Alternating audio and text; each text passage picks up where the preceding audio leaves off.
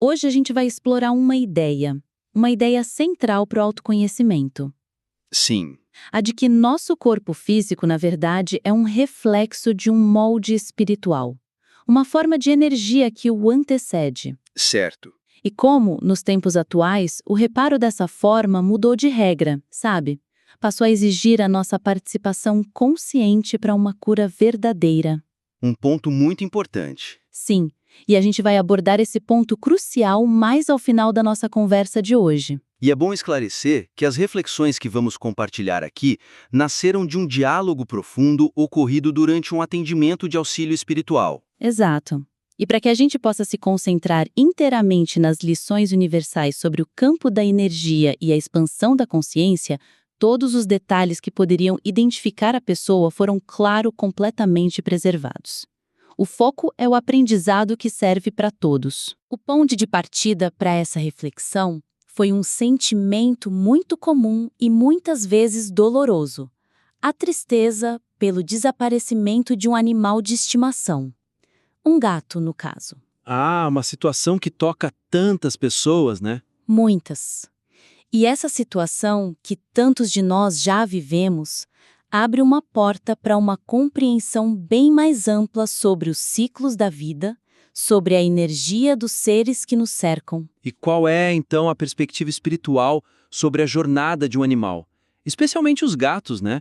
Que são conhecidos por terem uma sensibilidade energética tão particular. Olha, a explicação é que os animais, e os felinos em especial, eles possuem uma energia muito distinta. Certo. Eles seguem o próprio processo evolutivo.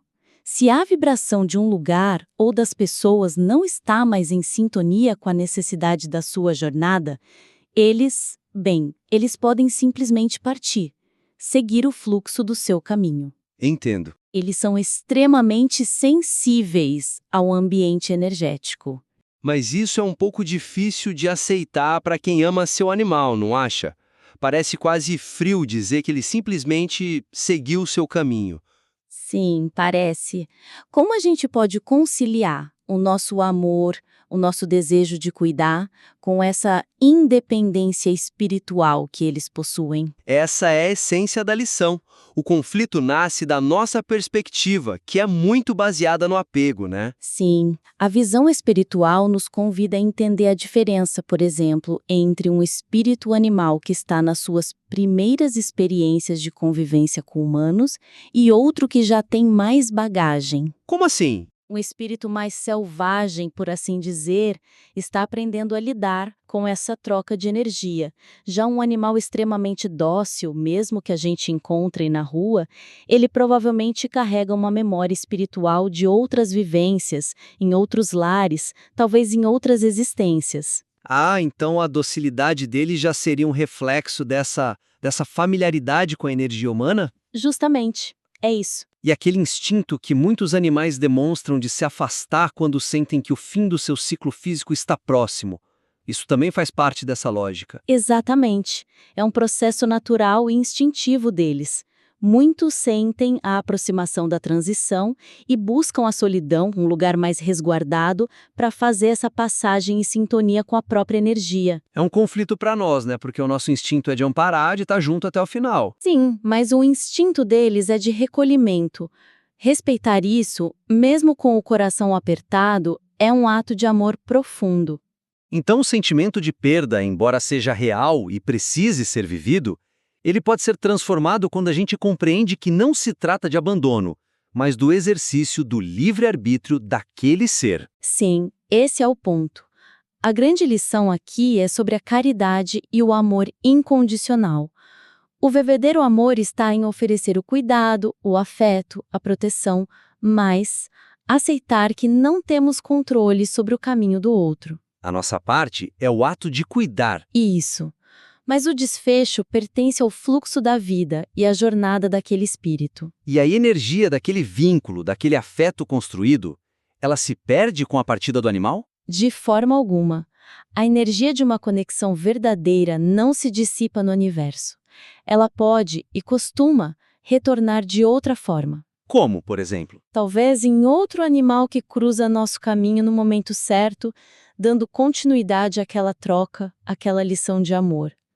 O universo tem suas maneiras de nos reunir com as vibrações que são afins à nossa. Então, o convite é não se prender à forma física, mas à essência da conexão. Exatamente. Essa lição sobre os animais parece ser, no fundo, sobre entender a energia e o fluxo das coisas.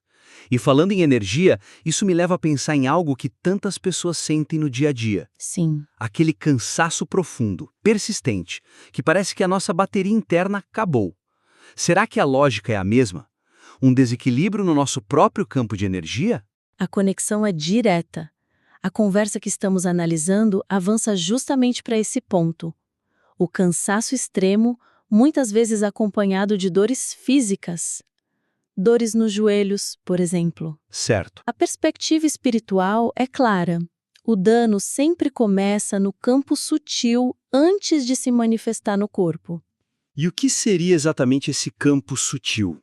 Pense no nosso campo de energia. Alguns chamam de aura, outros de corpo espiritual, ou, num termo mais técnico, perispírito. Entendi. Imagine que ele é a planta original de uma casa, sabe? Antes de uma rachadura aparecer na parede de tijolos, o problema já existe no projeto, na planta. E o cansaço é o primeiro sinal. O cansaço extremo e sem causa aparente é um dos primeiros sinais de que há um desequilíbrio nesse projeto energético. Então o corpo físico, nesse caso, ele está trabalhando em dobro, tentando consertar um problema que não está originalmente nele. Precisamente. O cansaço que a gente sente é o corpo físico drenando sua própria energia vital para tentar compensar um desequilíbrio que se originou no campo espiritual. Como se o corpo estivesse se esgotando. Isso, se esgotando para sustentar uma forma energética que está avariada, que está perdendo energia. E quando esse desequilíbrio se prolonga, como ele se transforma numa dor física específica, como a dor nos joelhos que foi mencionada? Se o desajuste energético não é corrigido na sua origem, ele acaba se materializando no corpo.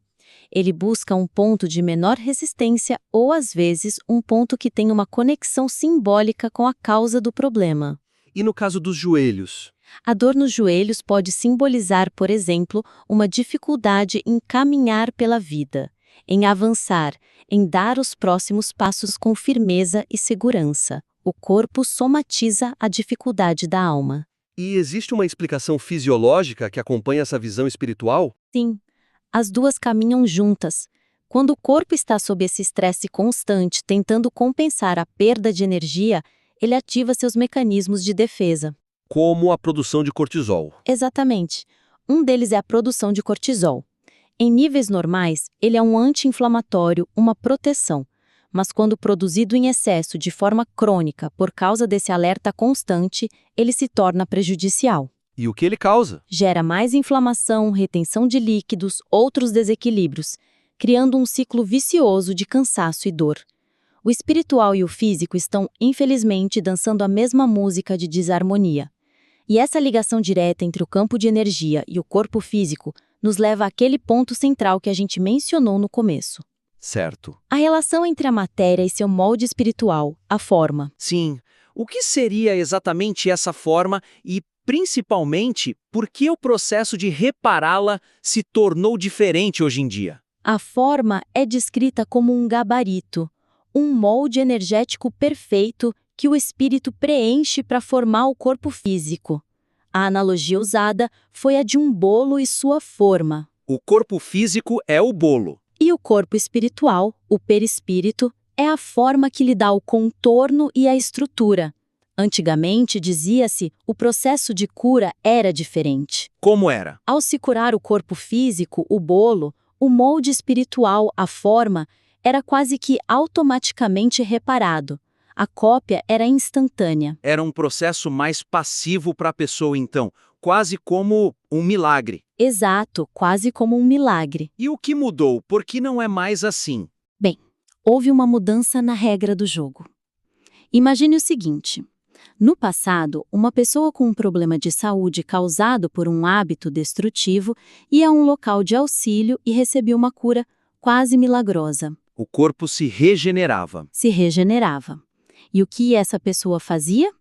Na maioria das vezes, voltava ao mesmo hábito que causou o problema. A espiritualidade estava com todo respeito consertando um carro que um motorista insistia em bater sempre no mesmo muro. A ajuda estava sendo desperdiçada. A pessoa consertava o sintoma, mas não aprendia a lição por trás dele. Exatamente. Chegou um ponto em que um mecânico celestial disse: "Olha, eu só conserto o carro de novo se você fizer umas aulas de direção." A regra mudou porque a facilidade não estava gerando aprendizado. Não estava gerando expansão de consciência.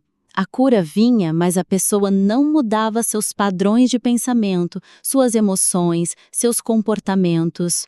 A lição não era integrada. Então a responsabilidade pela cura foi em grande parte transferida para nós.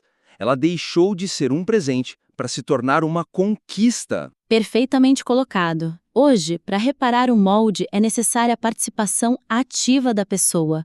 Não basta mais só receber uma energia externa. É preciso um trabalho interno. É preciso um processo de autoconhecimento, de mudança de padrões mentais e emocionais. A cura não é mais um evento passivo, mas uma conquista que vem do esforço interior para realinhar a própria vibração e corrigir a forma em sua origem. O trabalho é de dentro para fora. Se a responsabilidade agora é nossa, isso pode parecer um fardo pesado, especialmente para quem já se sente frágil e cansado. Quais ferramentas práticas existem para nos ajudar nesse trabalho de consertar o molde? A conversa aponta duas ferramentas muito eficazes e acessíveis. A primeira é a blindagem energética. Blindagem energética? A recomendação é que, ao frequentar ambientes com grande fluxo de energias diversas, como um local de auxílio espiritual, a pessoa se visualize envolta em uma roupa prateada. E como essa visualização funciona na prática? Pense em quando você vai a um shopping lotado na véspera de uma data comemorativa. Aquela confusão, o barulho, a ansiedade de todo mundo, você chega em casa esgotado, certo? Com certeza. Isso é a absorção de energia. A roupa prateada funciona como um fone de ouvido com cancelamento de ruído, mas para a energia dos outros. Você ainda está lá, no ambiente, mas a barulheira energética não te atinge com a mesma intensidade. Ela cria um escudo protetor. Um escudo, um espelho que reflete as vibrações que não são compatíveis com a sua. E se, mesmo com essa blindagem, a pessoa começar a se sentir mal, com angústia ou um peso inexplicável, isso significa que a ferramenta não funcionou? Não. Significa que o campo energético da pessoa já está fragilizado, em processo de reparo, e o ambiente está denso demais para ela naquele momento. E o que fazer? O conselho é claro: se retirar do local. Não se trata de ser forte e aguentar, mas de ser sábio e gentil consigo mesmo. Proteger o trabalho de cura que já está em andamento é a prioridade. Faz todo sentido. E qual seria a segunda ferramenta? A segunda é o poder das afirmações. É o uso consciente da palavra, do verbo, para reconfigurar o nosso estado interior e o nosso campo de energia. Certo. Foram sugeridas 3 afirmações que formam um ciclo completo de ação e empoderamento, e devem ser ditas em voz alta como um decreto para si mesmo. E quais são elas? A primeira é eu aceito, a segunda eu consigo e a terceira eu faço. Eu aceito, eu consigo, eu faço. Isso pode parecer simples, mas há uma força imensa nesse processo. Dizer eu aceito em voz alta não é se resignar de forma passiva, entende? É parar de lutar contra a realidade da situação. E isso libera energia. Libera uma energia imensa que antes era gasta na resistência.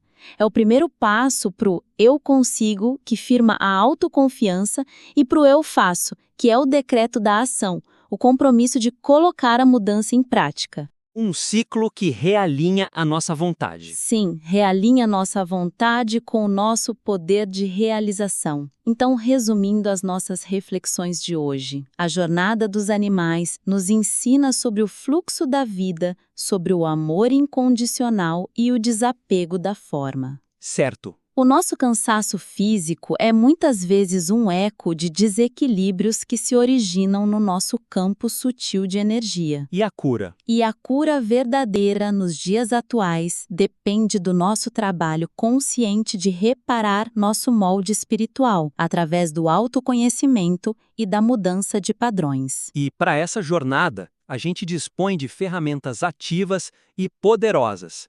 A visualização de uma blindagem nos protege em momentos de vulnerabilidade. Sim, E o uso de afirmações como "eu aceito", "eu consigo", "eu faço", nos devolve o protagonismo no nosso processo de busca pelo bem-estar e pela paz interior. É um convite para sermos os agentes da nossa própria cura. exatamente. Se essas ideias ressoaram com você, convidamos a ouvir outros de nossos diálogos e a compartilhar este conteúdo com aqueles que também buscam expandir sua consciência e encontrar um caminho de maior equilíbrio e bem-estar.